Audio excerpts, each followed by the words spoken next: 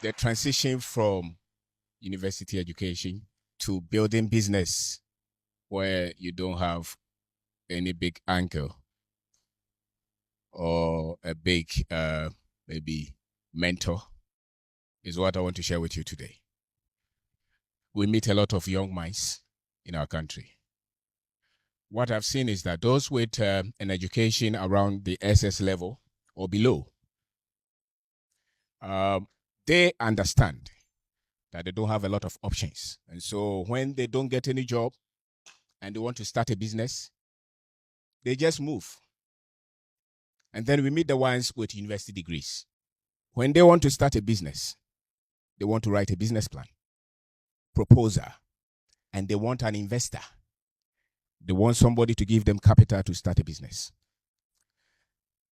If you live on the continent of Africa, about 75-80% of our people are not employed. The countries that they educate us with their books and their standards in our universities, just about 10% of them are employed or built businesses.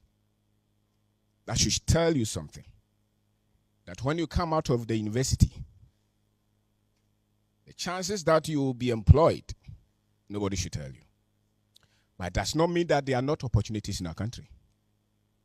The only thing is that when you come out, you should come out knowing that you are on a journey to re-educate yourself if you want to build your own destiny. As a matter of fact, entrepreneurship, build your business. It's just about the only way to have financial freedom. We try to debate it. We try to analyze it, especially from the university people. When you come out of university after 20 years, you understand what I'm saying. And so once you're here, maybe I'll give you about 3 things that you have to focus on so that even when you're employed, you will build your own financial freedom. Because in this life, when you grow, or as you grow, the option that you don't want to give to anybody is for anybody to have the final say on your money. And how do you do that?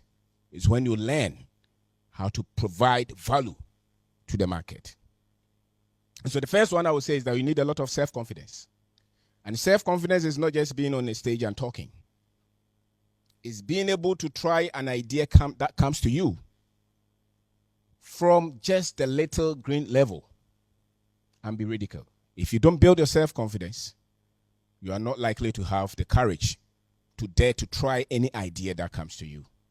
And as Africans, one of the things that you need to build your self-confidence is to learn your history. And I'm not talking of 1957, colonial, Emina kind of history that we have been given. Go deeper than that. And I dare say, go to about 10,000 African history. There's something magical about learning your own history as an African. It rewires your brain, and you start to understand the world differently. So I throw that challenge to you. You live in a generation that you are so much fortunate that you can Google almost everything on your phone. Even if you don't trust it, you can see pictures. So build your sense of history. Because I'm sure, during engineering at Kwame Nkrumah University, there was no history. The only ones that we were here were the Europeans. So I would ask, where were the African engineers? Are we saying that we didn't have them? Where were the African mathematicians? So do that, and you start to think differently. And one of the things that you will see is that your language will start to change. You start to see possibilities on our land.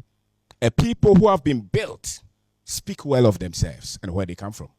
But at the moment, if you meet a lot of our young boys, they will tell you that there's no opportunity in our country. It means that they don't see themselves as they should. The other thing that you need is build your own financial education. You cannot win financially until you re-educate yourself. When you go to school to study chemistry, physics, sociology, political science, you cannot build wealth and your financial freedom with that. You need to go and learn how to make money, how to keep money, how to multiply money, and how to invest money. If you don't do that, you can have all the hopes, but you will not be able to build wealth. The reason you don't see a lot of opportunities in our country is because financially you are not intelligent. I met a young man here today. He says that he doesn't have any parent. Do you know what he does? He's in the school. He's in first year. He says the boxes that they use to keep money in, susu box. He told me he has sold 200 of them. He sells phone accessories as well. And when he goes home, he's a trotro mate. And he gives money to people and take interest. He's one of you. Why is he doing that? Because there's nobody supporting him. One of the things that will prevent you from reaching your greatness and becoming ambitious is when you have a very comfortable background. When your fathers and your mothers are there, you can call your brother and they will have 500 Ghana to you. And you're 50, maybe you're 20 years or 18. As a matter of fact, the moment you enter the university, you should have source of income. Why? Even if you don't need the money, because it's a skill set that you build